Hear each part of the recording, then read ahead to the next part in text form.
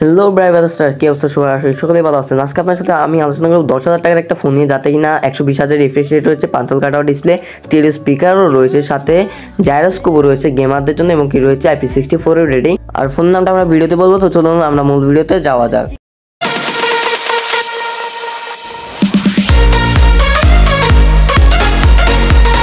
First of all আপনাকে আমি ফোনের নামটা বলি। ফোনের নাম হচ্ছে টেকনো স্পার্ক গো 2। আমরা সবাই জানি এটা সিম ছাড়া, শুনলাম নাকি মানে সিম কার্ড ছাড়া আপনি কল করতে পারবেন। তো আগে ফোনটা আনবক্সিং করি। এখানে আমরা ফোনটা পেয়ে গেছি শুরুতেই। তো ফোনটা থুয়ে দিই আমরা এক সাইডে। ফোনটা থোয়ার পরে আরও এখানে কিছু মেনু কার্ডটা থাকবে, ওয়ারেন্টি কার্ডটা থাকার কথা। হ্যাঁ, এটা হচ্ছে ফোনের cover, black colour, best premium একটা কাভার দিয়েছে নর্মালি। আর 15 ওয়াটের একটা ফাস্ট চার্জার দিয়েছে। কতটা ফাস্ট আপনারা আসলে বুঝতে পারছেন, 15 ওয়াট। আর এখানে একটা কেবল রয়েছে। এই হচ্ছে ফোনটা একদম দেখতে কার সাথে জানি মিলে যায়। হ্যাঁ, ঠিকই ধরেছেন, রেডমি টার্বো 4 এর সাথে, আর আইফোন 16 এর মতন। তো ডিজাইনটা তো বেশ ভালো, অনেকের কাছে ডিজাইনটা ভালো লাগবে। এখানে ডিজাইনে আমার কিছু বলেন, আমরা দেখবো 10,000 টাকার ফোনে তারা আমাদের কি আসলে কি অফার করছে, কতটুকু আমাদেরকে দিতে পারছে। তো চলুন আস্তে আস্তে আমরা মনে বিস্তারিত আলোচনা করবো। ডুয়াল সিমের সেট আপ রয়েছে, র্যাম রয়েছে 4GB আর 64GB।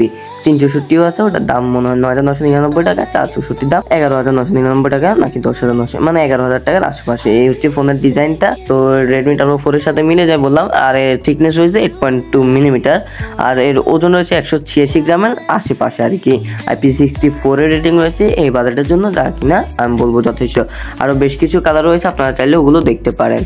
চিনতে পারবেন, বেশি কিছু বলা নেই। 5 কালার ডিসপ্লে দিছে, এটাই এখানে অনেক এই বাজেটের জন্য আর কি। লোয়ার চিনবারটা একটু বেশি মোটো হবে, তবে একটু ন্যারো রাখতে মানে ভালো হতো। Out of the box Android 15 run করছে, হাই ওএস আছে আর কি এখানে টেকনোর।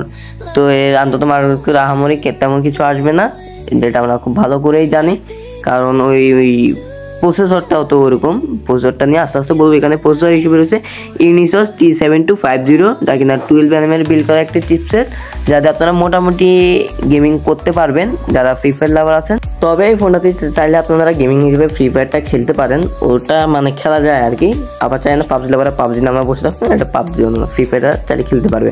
13 মেগাপিক্সেলের মেন শুটার, আর এখানে আয়ার ব্লাস্টার সেন্সর রয়েছে। সেকেন্ডারি কোনো মানে সেটা বোনায় ছবি স্যাম্পলগুলো আপনার কাছে কেমন লাগলো অবশ্যই কমেন্ট করে জানাতে ভুলবেন না আর কি। তো এখানে সুপার কমিউনিটি ক্যাপাবিলিটি রয়েছে, ফিলিং আর কি, মানে ফ্রি কল উইথাউট, একদম যে দূর থেকে আপনি কথা বলতে পারেন তা নয়। ও হ্যাঁ, 5000 mAh ব্যাটারির সাথে এখানে 15 ওয়াটের চার্জার রয়েছে। আবার স্টিরিও স্পিকার সাউন্ড মোটামুটি ভালো, মানে সিঙ্গেল স্পিকার চেয়ে ভালো আছে আর কি। স্টিরিও তো অন্তত দেশে এই বাজেটে অনেকে দেয় না। 3.5 ইঞ্চের হেডফোন জ্যাক সহ অনেক সবগুলো পোর্টই ঠিকঠাক মতো আছে। ফিঙ্গারপ্রিন্টটা সাইড মাউন্টেড, যা কিনা একটু অ্যানিমেশন ডিল আছে, যা থাকাটা এই বাজেটের জন্য একটু স্বাভাবিকই। প্লাস লাইটটা আবার যথেষ্ট ব্রাইট। আর ফোনটার আপনারাও যে বললাম ফ্রি ফায়ার, তাহলে মোটামুটি ফ্রি ফায়ার গেমিং টেমিং করতে পারবেন আর কি। পিপিএ রয়েছে এখানে 263 মতো পিপিএ রয়েছে।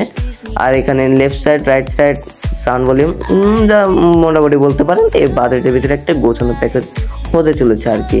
শুধু তাই নয়, আর এই যে কথাটা বললাম, মানে সিম কার্ড ছাড়া আপনারা ফোনে কথাটা বলতে পারবেন, এটাও মোটামুটি ভালো। আপনি চাইলে অন্য একটা টেকনো ফোনের সাথে কথা বলতে পারবেন সবার সাথে, মানে একদম আহামরি কেউ ঢাকা আপনি নোয়াখালী ওরকম না, আশা করি মনে হয় কাছাকাছি এরকম কিছু একটা, যতটুকু আমি জানলাম আর কি ততটুকুই আপনাদেরকে বললাম। তো অ্যাপোভিন 9 একটা অ্যানিমেশন ডিলে আছে, স্মুথ আছে, একদম ল্যাগ ট্যাগ করে বসেনি। আসলে এসব ফোনের শুরুতে তো কোনো ল্যাগ ট্যাগ করা যায় না, পরবর্তীতে কী হবে তা নিয়েও কোনো শিওর নয় আর কি। আর হ্যাঁ, ফোনটার ডিসপ্লে নিয়ে তো বলেনি, 6.67 ইঞ্চির 120Hz রেজুলেশন, যা কিনা HDR+ সেট ডিসপ্লে আর কি। এখানে অনেক ক্ষেত্রে আবার আমি চেক করলাম আর কি, এখানে একদম 120 Hz ঠিক মতো পুরো পড়তে পারছে না, মানে 90 Hz বেশিরভাগ থাকছিল। এসব ফোনে এটাই স্বাভাবিক, 120 Hz আপনার কাছে 90 Hz মনে হবে, এটাই বাস্তব আর কি। তো এই ফোনটা আমরা আরও কয়েক মাস পরে মানে কিছু ইউজ করে এটার আরেকটা রিভিউ নিয়ে আনার চেষ্টা করবো আর কি। ফোনটা আসলে আপনাদের জন্য কেমন হতে চলেছে, তবে এই বাজেটের মধ্যে এটাই সেরা ফোন হতে চলেছে। ভিডিওটি ভালো লাগলে লাইক করে দিবেন, আর চ্যানেলটি সাবস্ক্রাইব করে আনতে পারেন। ধন্যবাদ।